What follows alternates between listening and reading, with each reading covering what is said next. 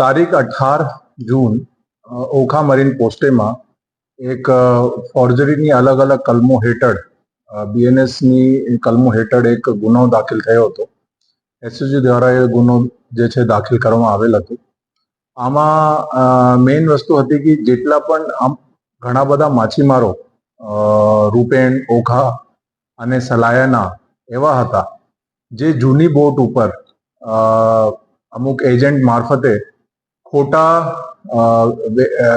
ખરીદવાનો બિલ, ઈ way bill એવા document ઊભા કરીને એ લોકો જે છે ફિશરીઝ ડિપાર્ટમેન્ટથી જે છે એ લોકો ફિશિંગ લાયસન્સ અને રજિસ્ટ્રેશન લાયસન્સ જે છે મેળવતા હતા. એના આધારે જે છે એ લોકો પછી જૂના બોટ ઉપર આ બધા ડોક્યુમેન્ટ ઇસ્યુ કરાવીને ફિશિંગ કરતા હતા.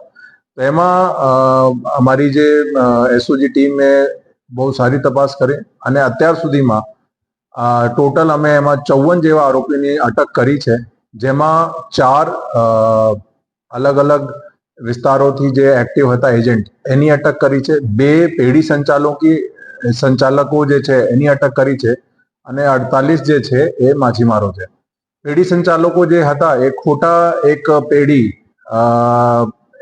ઊભા કરી અને એના પેઢીના નામે ખોટા જે બિલ છે વેચાણનો એજન્ટને મોકલતા હતા અને એના આધારે જે છે